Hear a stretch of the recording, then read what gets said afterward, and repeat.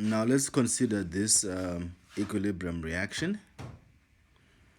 We're going to see how we can solve equilibrium problems using ice tables. Now we have carbon monoxide reacting with hydrogen gas to form methanol.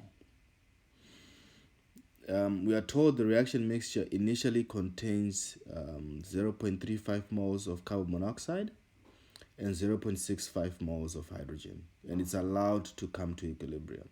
So initially it contains 0.35 moles of carbon monoxide and 0.65 moles of hydrogen. Initially we have 0 moles of methanol.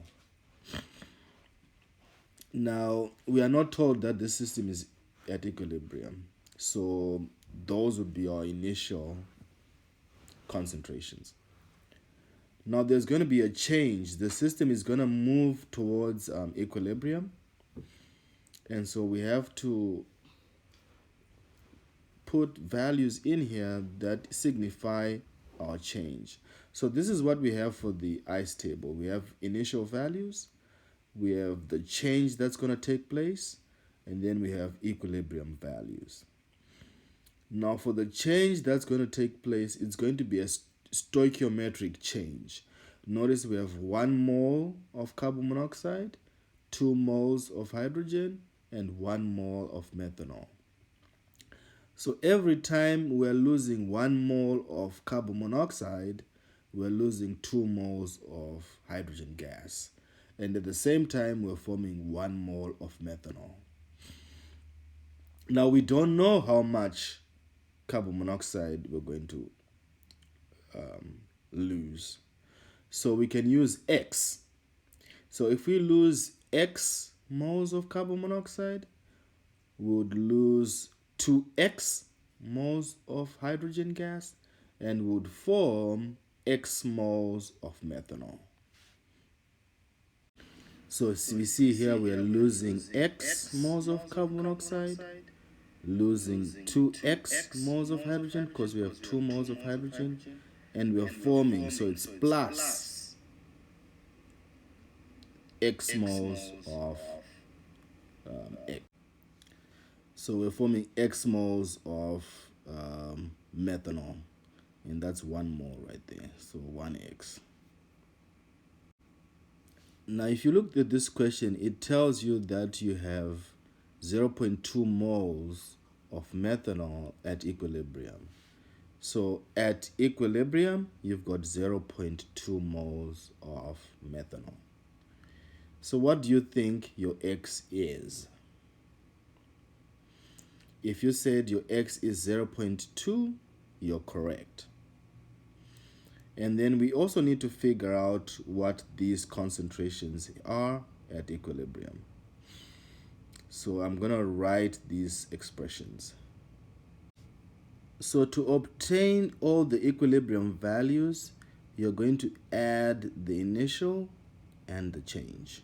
So it's 0.35 minus X for this carbon monoxide, and 0.65 minus 2X for hydrogen, and then 0 plus X, which we know would give you 0.2 for methanol. Now we're going to figure out what the actual concentrations are for carbon monoxide and hydrogen, because we know what X is. X is going to be 0.2 in this case. So we would multiply the 2 times 0.2 and then subtract it from 0.65. And here would subtract 0.35 minus 0.2. So our new values are 0.15 moles of carbon monoxide, because 0.35 minus 0.2 is 0.15, and then 0.65 minus 0.4 is 0.25. And we know that our methanol is 0.2 molar. Now this problem, notice we had molar concentrations, so we can use molar concentrations in this ice table. Sometimes you might be given moles of reactants and moles of product and a volume. So you might be given maybe 3 liters or 5 liters. So to find your molarity, you'd do a calculation where you divide your moles over the liters. And once you get your molarities, you can use them in the ice table. Now that we have our equilibrium concentrations, we have one more step to solve this problem. First, we would need to write the equilibrium expression. It's important to write the expression first before you actually put in the values. So we have methanol raised to the power 1 because we have 1 mole of methanol being formed. And we're dividing by the concentration of carbon monoxide times the concentration of hydrogen squared because we have 2 moles of hydrogen in our reaction. And then we'll plug in our values. We've got 0.2 moles of methanol, 0.15 moles of carbon monoxide, and 0.25 moles of hydrogen. And we're squaring the hydrogen. If we plug these values into our calculator, we're gonna get 21.333 recurring. And then we'd round it to 21.3 to make it 3 sig fig, because all our values are 3 sig fig. Now, I would like you to consider which side you think the reaction is slightly favoring.